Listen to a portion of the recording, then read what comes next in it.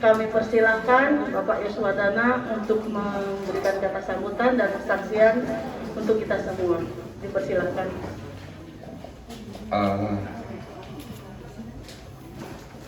Tidak ada opa, oma-oma, bapak ibu, kakak adik, semua, cucu, shalom. Ya, puji Tuhan, malam ini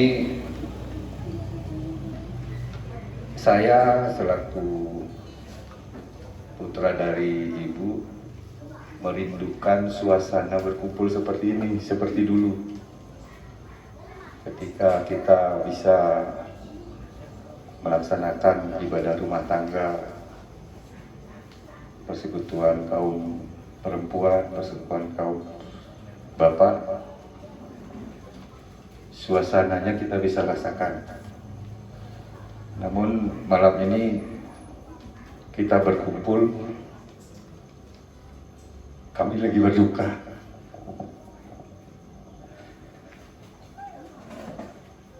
Saya sendiri mencoba membuat suasana ini supaya seperti dulu kita bisa bertemu beribadah bersama-sama. Nah, tentu sedikit informasi tentang ibu terkasih kami. Ibu sebenarnya situasinya bagus, kesehatannya bagus. Hanya bawaan jantung memang sejak lama dan ada ginjal, kebocoran ginjal. Nah, itu yang membuat ibu kami tidak lolos untuk vaksin. Nah, sejak 2020 memang kami selalu was-was. Kami selalu anjurkan ayo vaksin. Ternyata ibu menyadari dirinya sendiri, tubuhnya sendiri lemah. Sehingga ketika vaksin satu jalan, ibu tidak bisa ikut. Lolos di 2020 kami sudah merasa agak bahagia. Namun apa boleh buat, 2021 muncul lagi yang lebih ganas, yang varian Delta. Kami juga was-was. Kami di keluarga semua sudah ikut vaksin 2, ibu juga tidak bisa ikut. Nah, sedikit lucunya yang katanya yang terakhir ini adalah Omikron agak lemah. Kami sebenarnya agak ringan. Yang Delta yang kuat itu ibu bisa bertahan dan lolos. Karena kita jaga prokes segala macam, dengan vaksin bisa. Namun yang terakhir ini Omikron betul-betul membuat kami sekeluarga yang tinggal di sini agak kaget ya. Ternyata serangannya hanya 4 hari. 21, 22, 23. 21 ibu mengeluh flu, tapi masih bisa berkebun. Masih panggil cucu-cucunya dari NTT untuk betulkan kamar dan betulkan kebun. Jadi kami tahu ibu agak sedikit tidak enak badan. Karena melihat bisa berkebun, oh ini flu biasa. Tanggal 22 saya kebetulan pagi kerja, saya pamit, ternyata ibu tidak bisa makan, tidak mau makan, hilang nafsu makan. Masuk ke tubuhnya hanya setengah gelas jus apokat dan 1 pisang. Nah, saya tinggal berangkat kerja, siang sekitar jam 2, anak Angie berikan informasi lewat WA, ternyata ibu agak tersengal-sengal. Jadi saya tinggalkan pekerjaan, saya telepon adik-adik, Saya pulang jam 3, kami tunggu, ibu masih mau, walaupun masih sadar. Saya tanya, ayo ke dokter. Ibu dengan watak dan keras hatinya seperti yang kita tahu, menolak untuk ke dokter. Kami dan adik Widi bertahan melihat perkembangan. Sekitar jam 4 ada inisiatif dari adik untuk membeli alat untuk deteksi oksigen, saturasi oksigen itu. Kami beli, kami coba di jari, saturasi oksigen saya 95, adik Widi 97. Kami berdua sepakat, oh alat ini berfungsi. Lantas kita coba di ibu, kita coba di jarinya, ternyata alat itu tidak menunjukkan apapun. Angka sedikit pergerakan tidak ada. Kita coba tangan kiri, jari kanan, sampai ke kaki kita coba, tidak ada juga. Akhirnya kita tinggalkan alat, kita lihat fisik. Nah, fisik ibu waktu itu tangan sudah pucat seperti habis cuci pakaian kena air, pucat. Kita lihat, waduh, ini tidak perlu tanya kesepakatan mau atau tidak. Jadi kita gotong, tanggal 22 malam itu kita gotong, bawa ke UGD. Nah, di dalam mobil kita berbekal 2 tabung oksigen. Jadi adik Angie semprot-semprot ibu terus setiap menit sampai 2 tabung kecil itu habis. Saya sendiri berpikir kami tidak akan sampai di UGD. Nah, setelah kita lanjutkan perjalanan, sampailah kita ke UGD. Ibu mendapatkan bantuan oksigen yang lebih bagus, yang tabung besar. Saat itu dicek dengan alat sama yang kita beli baru, dokter juga keluarkan alat yang sama, cek di jarinya ternyata 35. Setelah mendapatkan oksigen yang bagus 35, kita berpikir, oh Tuhan tolong kami. Jadi saya waktu itu berpikir saya sudah lolos. Artinya ibu tidak meninggal di jalan. Setelah 35, saya tunggu 1-2 jam, naik dia jadi 63. Ya kata dokter yang bagus itu 95 sampai 100. Jadi saya berpikir kalau kita tunggu beberapa jam, untuk 90 itu kita bisa dapatkan. Namun setelah 2 jam, 3 jam, ibu hanya bisa mencapai 63, 77, turun lagi 63. Akhirnya ibu diambil tindakan untuk ronsen, untuk melengkapi diagnosa dokter. Di situ terlihat fakta bahwa paru-parunya sudah berkabut. Jadi sebelah terlihat utuh warna gelap, yang sebelah lagi abu-abu. Dokter menanyakan, ibu pernah asma atau gejala sesak napas? Saya bilang tidak. Oh, itu lagi menegaskan, gitu dokter ya kan? Itu lagi menegaskan dan mengarahkan diagnosa kami bahwa ibu mungkin terserang COVID. Saya bilang, oh ya dokter silakan, apapun yang dokter lakukan tindakan silakan. Nah setelah itu disampaikan harus cek antigen, swab dan PCR. Swab PCR ini butuh waktu sampai esoknya, sedangkan antigen beberapa jam keluar. Kita bersabar menunggu sampai jam 3 pagi, antigen keluar positif. Nah, sehingga dokter menyarankan masuk ke ruang isolasi. dengan keyakinan di ruang isolasi itu ada oksigen khusus untuk penanganan COVID yang tekanannya 60 per menit. Jadi lebih bagus dari yang di UGD. Saya pikir, oh ya sudah, bagus. Tanda tangani surat, saya tanda tangan semua surat tutup mata. Yang penting segera dapat. Akhirnya sekitar jam 2-3 ibu masuk ke ruang isolasi. Nah, singkat cerita, di ruang isolasi dengan alat yang bagus, dengan oksigen yang bagus, ibu mencapai 75 saturasi oksigennya. Kami sudah senang dan bersyukur saat ini Tuhan betul-betul selamatkan ibu kami. Namun saat 75 itu, kenapa kita berkeyakinan Tuhan sudah selamatkan orang tua kami? Ibu itu sudah pinjam HP ke penunggu pasien sebelah.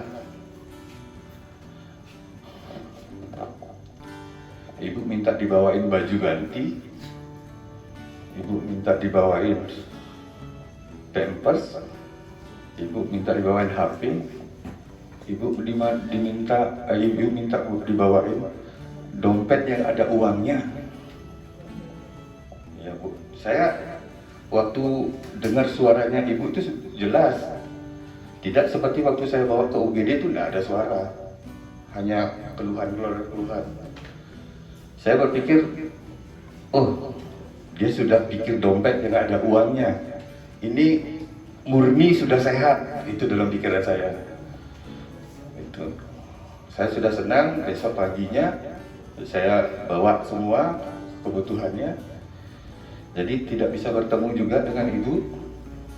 Titip di meja, perawat yang datang sampaikan. Jadi penunggu pasien di sebelah juga foto. Ini barang sudah diterima dan ibu senang. Jadi sampai di situ kami menganalisis dengan saturasi 75, kira-kira kalau lagi 1 hari, 2 hari untuk capai 95 sepertinya mudah. Apalagi ibu sudah normal bicara segala macam. Siang kami pulang, kami istirahat sambil berembuk siapa yang akan standby di ruang isolasi. Karena di ruang isolasi begitu satu yang menunggu tidak boleh diganti, harus di situ sampai keluar pasien ini selesai. Nah, kami sedang berembuk siapa yang bisa. Sekitar malam jam 9 ini kami sudah istirahat untuk persiapan besok. Tiba-tiba telepon saya berbunyi dari penunggu sebelah. Terlambat saya angkat, mati. Telepon ke mamanya Roger, angkat. Di situ penunggu pasien sebelah itu panik mendikte kami. Bapak, keluarga salah satu harus kemari sekarang. Ibu gelisah. Ibu tidur tapi gelisah. Sekarang sedang dipanggilkan perawat. Nah, karena yang menginformasikan penunggu, saya bukan tidak percaya, saya percaya, saya siap-siap berangkat ke rumah sakit. Setelah saya siap-siap berangkat ke rumah sakit, rupanya perawat dari Sal Nusa Indah telepon saya menyampaikan hal yang sama, bahkan lebih detail. Saturasi oksigen ibu sampai 10. Jadi bayangan kami, masuk akal apa enggak 75 turun ke 10. Tapi mau enggak mau kami harus percaya. Baik, saya ke sebelah. Saya siap berangkat. Saya perjalanan tepat di depan Kimia Farma. Perawat telepon lagi. Bapak posisi di mana? Loh, Saya kan disuruh ke Sanglah. Saya dalam perjalanan, perawat sampaikan lagi, iya Bapak posisi di mana? Wih, saya hampir marah itu. Saya tahan-tahan, iya Bu, saya dekat Teguh Umar. Baik Pak, hati-hati di jalan. Setelah itu tutup. Jadi ini informasi menurut saya itulah kesimpulan yang harus kami terima. Dengan saturasi 10, perawat tidak mau sampaikan apa-apa lagi, hanya menunggu. Saya pikir, wah sudah, kalau kita harus bertemu ya bertemu, kalau enggak ya kita juga ikhlaskan. Saya telepon adik Widi, sampai di rumah sakit, saya sudah di lobi sal, tidak boleh masuk. Saya telepon-telepon, tidak ada yang angkat. Akhirnya perawat yang datang, perawat telepon saya lagi.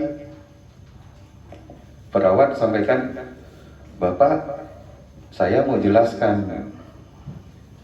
Saya agak ketus, Bu, kalau mau jelaskan datang kemari, saya sudah ada di depan. Oh ya Pak, bagus, datang ke depan. Nah rupanya dari datang ke depan, untuk dia benar-benar datang itu ada jeda sekitar 15 menit. Kami menunggu perawat datang. Dan perawat datang, ya itu menjelaskan, Bapak, waktu telepon itu saya tutup, kami tim dokter sedang melakukan bantuan alat pernapasan dan jantung karena sempat berhenti jantung. Namun kami gagal. Jadi tepat 10.30